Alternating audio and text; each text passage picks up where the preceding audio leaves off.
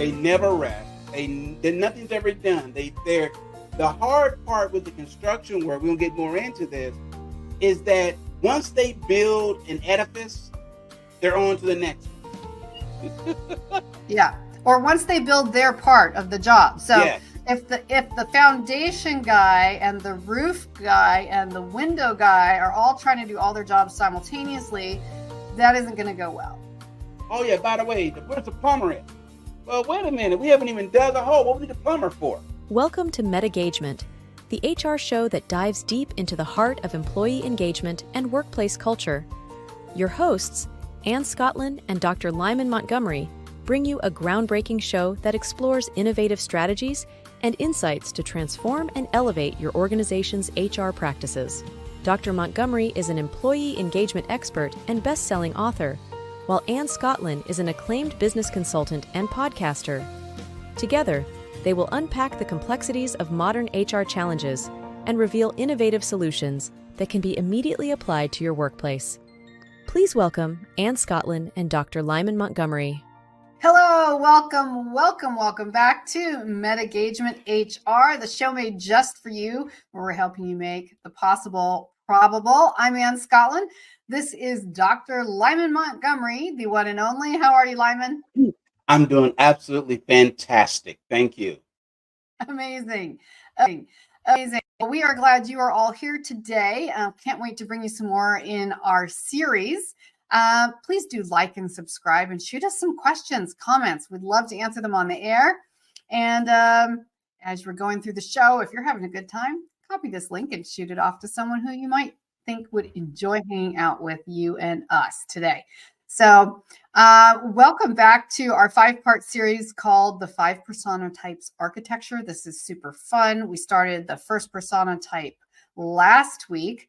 And just as a reminder, the 5 types are cheerleader, construction worker, chess player, commander, and chemist. And last week we really focused on cheerleader. And remind us all, Lyman, why is this so vital, understanding these personas and utilizing them in a team experience? Yes, it's extremely important to understand what causes a team to move as a well-oiled machine. And what we found out through years of study, interviewing thousands of people, we noticed that there were 5 personality types, or what we call personas, that tend to emerge in high-functioning, high-effective, and efficient teams. And those were the personas that you mentioned: the cheerleader, the construction worker, the chess player, the commander, and the chemist. And all of them have strong points, but they're also some areas that you want to be careful about, especially when you have too many of one persona in a group. For example, last week we talked about if you had too many commanders, they will tend to point fingers at each other and very little work get done. Equally, so if you had too many cheerleaders, it just turns into a great party. Everyone's having fun and very little work gets done. And the same could be said with the chemist, a bunch of folks sitting around worrying about the mixture of the relationship and very little work gets done. So you want to have that balance between their personas. And when we talk about persona, this is how you show up in the workplace. Last week we talked about you may have a person, for example, who's a cheerleader and is very bubbly, outgoing in the workplace. And then off the clock, they may go home and be very introspective, very quiet, very stoic. And it's like, wow, this person's totally different at home than they are. And you did a great job explaining that a lot of times it's about them being able to get re-energized and reconnect because they tend to expend a lot of energy.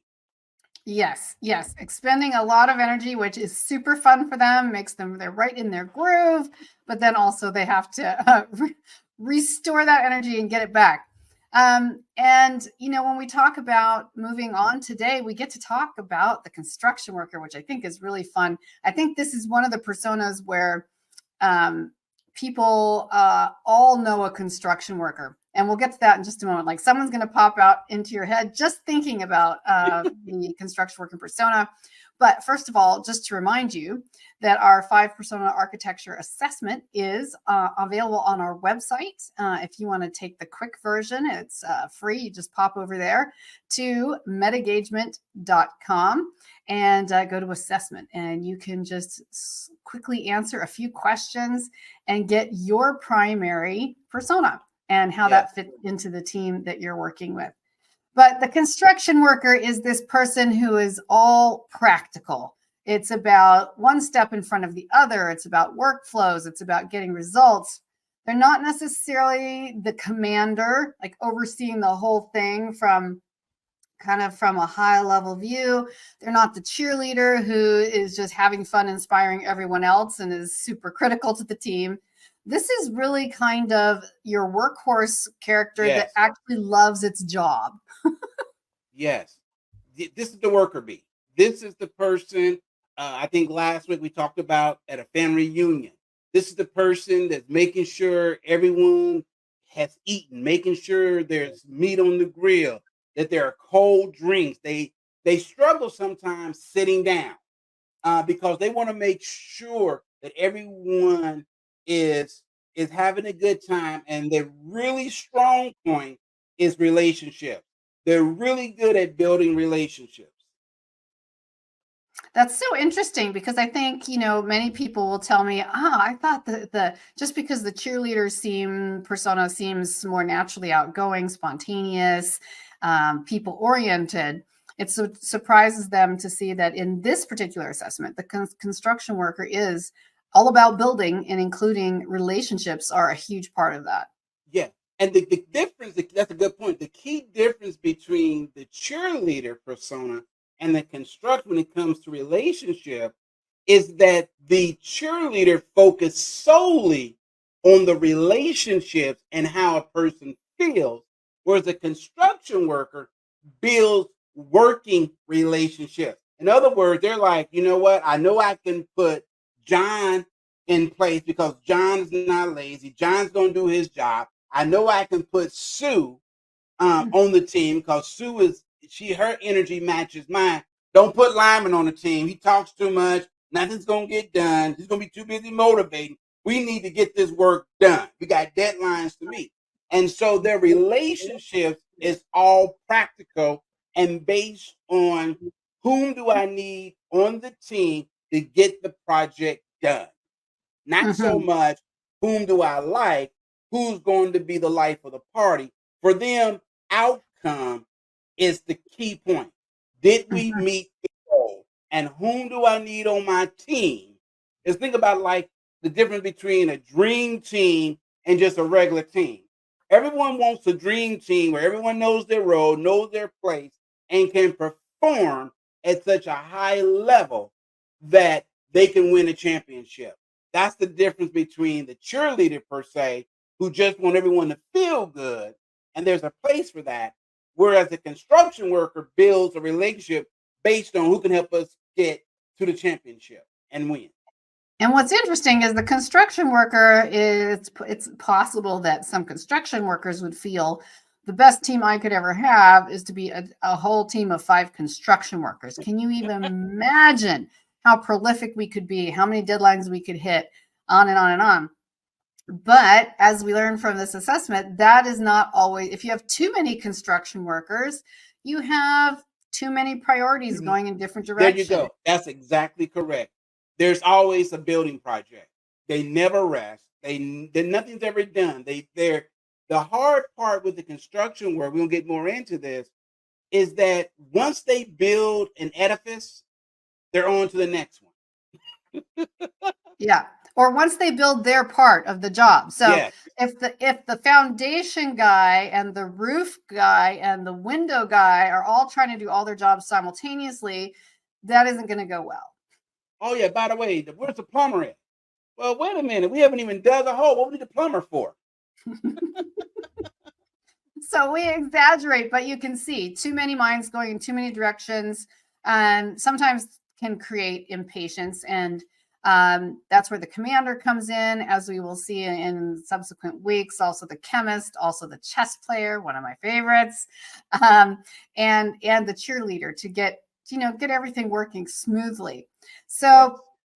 part of why this is so important to the HR industry, to engagement, to DEI engagement, which is a huge part of what you and I do here, Lyman, in our work for the HR industry, is tapping into the opportunities of understanding these personas. Because when you can understand them, it can bring more ease to your work and your team. Yes. Yeah. So let's dive in just a little more deeply to the construction worker. Give us a problem and let's see how the construction worker might find a solution. Yeah. For example, let's say you're working on a DEI, Mhm. diversity, equity, and inclusion project. And it's a huge project, involves multiple teams, multiple departments, and you feel as if there's something missing. Maybe you're falling behind. Maybe you call a meeting and everyone doesn't show up. And so every time you're meeting, you're always having to go back to what was covered in the previous meeting and trying to bring everyone up to speed. Mm, And so that's the mm. problem. Where the construction worker, the the goal of the construction worker say, well, wait a minute. Why do we keep doing rework? Why do we keep repeating ourselves? If people are not going to show up, let's make sure we replace them with someone who has the time, the energy, and the availability to actually show up to meeting.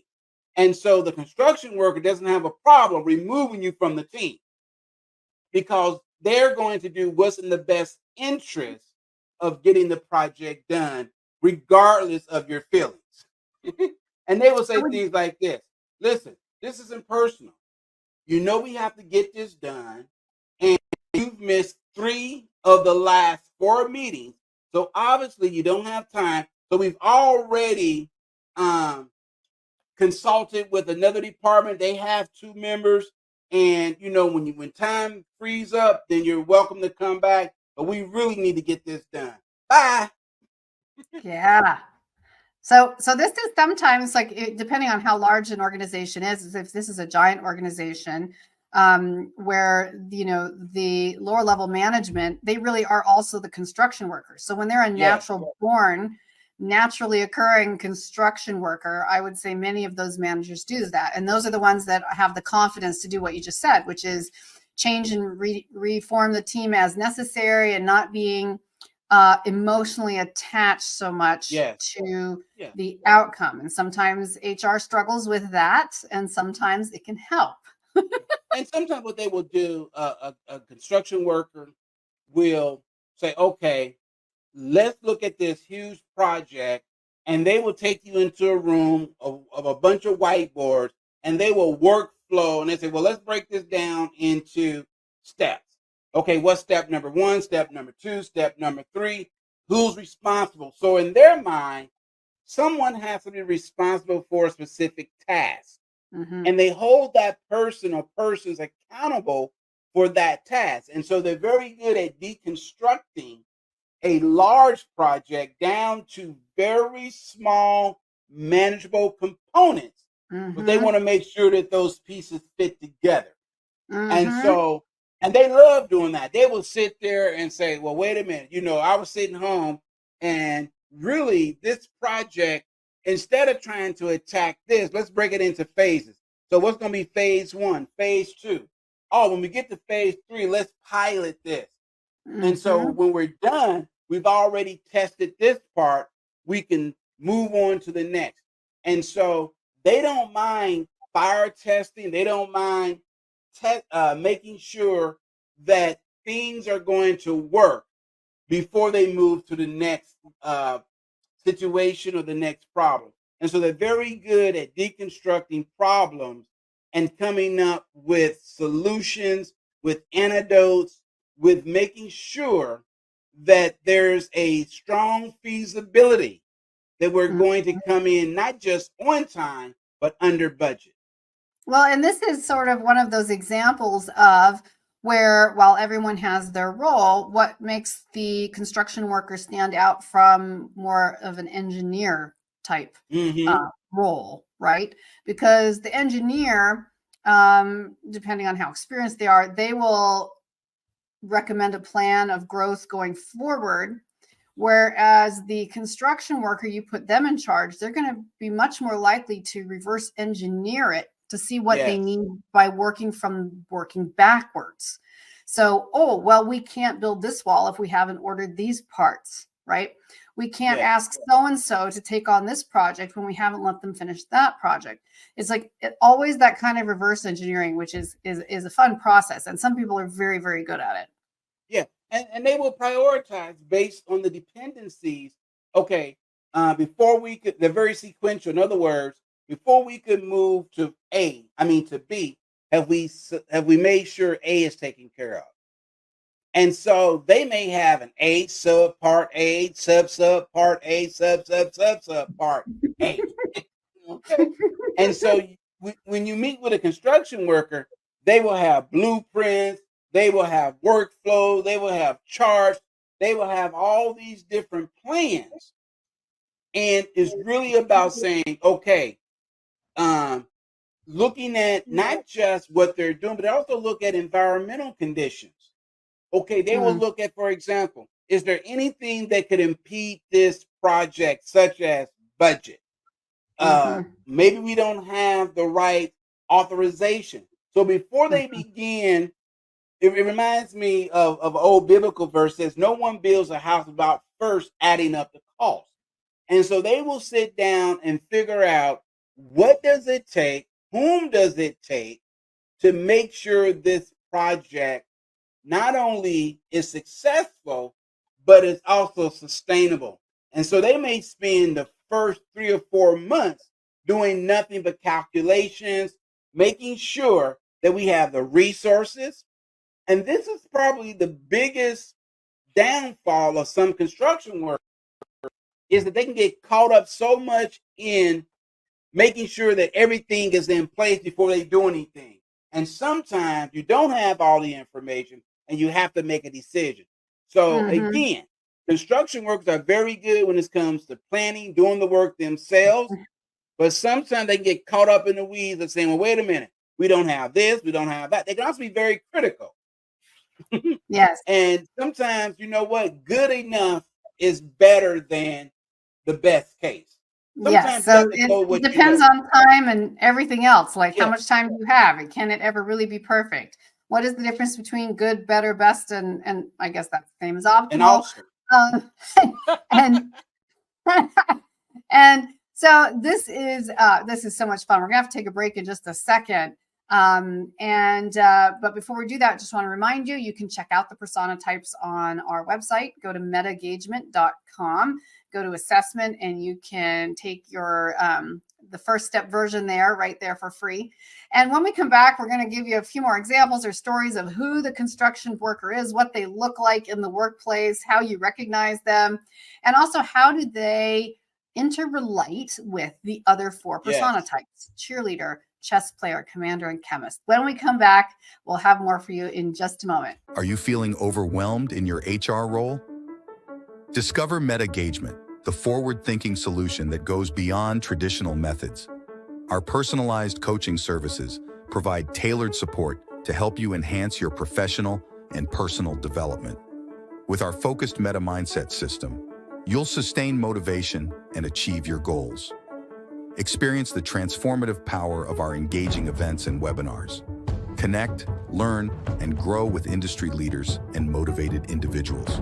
MetaGage your organization today. Visit metagagement.com and start your journey. Okay, welcome back. You are watching and or listening to MetaGagement-HR. I'm Ann Scottlin, here with the wonderful, the one and only Dr. Lyman Montgomery, sharing with you detailed information about our assessment, the MetaGagement Persona Types Assessment. And we've been having so much fun these weeks going through our 5-part series and talking about the 5 persona types. Last episode was the cheerleader, and this time we're talking about the construction worker. So how do we recognize this construction worker, Lyman? I mean, we've talked a lot about how they operate and what they do. What is some construction workers you've known in your life, or how do we recognize those when we're in the workplace and we're like, they would be really good at this? Yes, the construction worker is the one who he or she or they will roll up their sleeves. They're right there in the trenches with you. They're not someone who's going to direct the work. They're not going to. They're the ones that say, you know what, I wouldn't ask anyone to do anything that I myself wouldn't get down. Mm-hmm. They're, for example, let's say you have a custodian crew. They're emptying the trash with them. They're digging ditches. They're painting the wall because to them they have to be hands on. They love to demonstrate. They say, "Well, let me show you how you do it. This is how you do it." And Mm-hmm. so they love to demonstrate how things are to get done. They don't Mm. mind getting their hands dirty. Matter of fact, if you were to tell them to sit in the office, they would be miserable.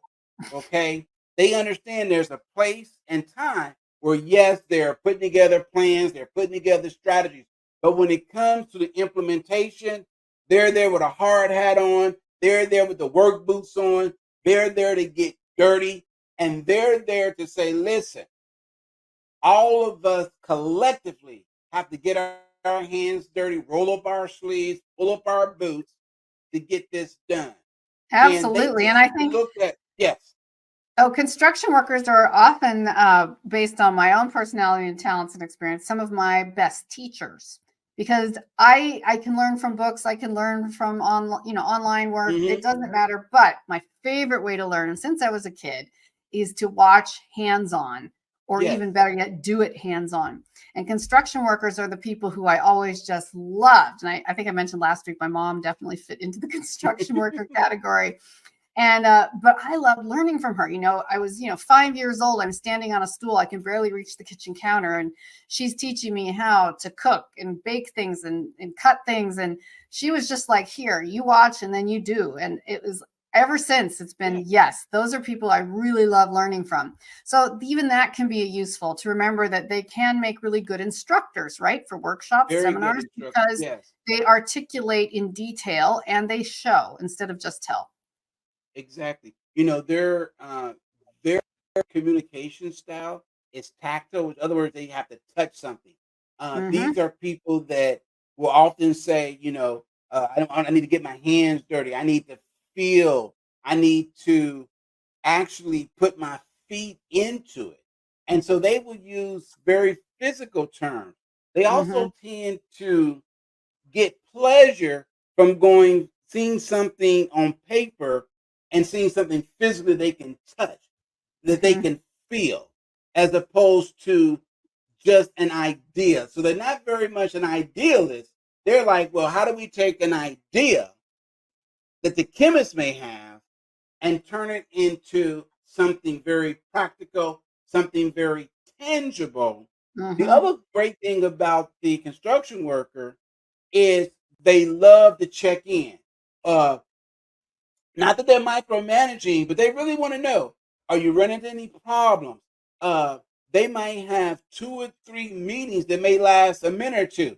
We want to have a progress meeting. And where are we at with the budget? Where are we at with the materials? Are there any snacks? Anything we need to know? Because in their mind, they want to make sure that everyone's on the same page and that the deadline is the deadline is the deadline. Mm-hmm. Mm-hmm. Yes, I love that. So helpful. So, in brief, because we kind of want to do some help the construction worker with a little bit of reverse engineering today. Hmm. So, how does the construction worker, for example, best approach the commander? Yes. And so the commander might, for example, say, we need to build this project. And they may have an idea as to what they want. They may not necessarily know how to do it. Mm-hmm. So Mm-hmm. the construction worker is all about the how to's. Okay. And so how they work together is, think of the commander as the what and the why we should do it, whereas the construction worker is more about the how we're going to do it. And so they're great implementers. And that's why you want to have both of them work together. You want to have someone who's an idealist and someone who's an implementer. If all you Mm-hmm. have are idealists, you're going to have a whole big wish list of what we should do. It'd be great if we did this. Imagine if we could do this. Whereas the construction workers say, well, give me your wish list and let me make it happen. Mm-hmm. Mm-hmm. And I can see how the construction worker could have a positive / negative relationship with the cheerleader, because Yes. sometimes the cheerleader clutters up the workspace for the construction worker. And some of you are really relating to this right now if you've been working in HR. It's like, golly, we just have to get this done already. Who cares how everyone feels? Who cares whether they're motivated? They're just, again, worker bees, get on with it, right? Right. But other times they can have to depend on the cheerleader when Yeah. the people on their team slow down, get stuck, get overwhelmed, right? Right. Because they're energized with different things. For example, the construction worker is energized by the project. Oh my Mm-hmm. God, imagine when this is done, how we're gonna feel. I mean, we've conquered the mountain. We've won the war. We've planted our flag. All right. Whereas the cheerleader is like, but yeah, can we have fun while we're doing it? You can't just work people, work people, work people, work people. The construction worker, he or she may say, you know what? All hands on deck. I know you're supposed to have an hour lunch. You're getting 15-minute break. We're bringing in sandwiches. Matter of fact, you ain't even got to leave. It's going to be a working lunch because we got to get this thing done. Whereas the cheerleader, on the other hand, in relation to the construction worker, will say, but imagine how much more you can get out of them if people felt relaxed, if people felt Be good energized. about the work and they felt energized rather than burning both ends in the middle. Mm-hmm. Mm-hmm. Like, what's the overall wellness impact, emotional wellness, productivity wellness? Like, Mm-hmm. if people, scientifically, if people can get enough of a break, and I've learned that even in my own life, right? Like, because I tend to be, drift into a little workaholic tendencies sometimes. Yes. And I'm sure you know nothing about that at all. But anyway, but I sometimes have to remind myself, I have to literally stop. I sometimes have to set timers to make me stop and take a break. And that's the cheerleader part of me saying, I know that scientifically, even, you need to take a break. Let me help you. Let's relax. Let's eat something. Let's go for a 10-minute walk. Let's drink a bunch of water. Yes. Yes. Take some breaths. Oh my goodness. Now you come back and things are taking half the time. And it might have taken 2 hours before if you hadn't taken the break, and now it only takes 1. So again, it takes a team. It takes all the types. And it really does take, like you said, it takes a team, takes all different types, understanding each one's strength and each one's weaknesses. Weaknesses is not a bad thing. Okay. Um, there are times where, yes, all hands on desk. We're going, it's a working lunch. We got to come in on this deadline, but it shouldn't be all the time. And Mm-hmm. that's the criticism a lot with the construction worker is they don't know how to stop because they go from literally one project to the next. My dad was this way.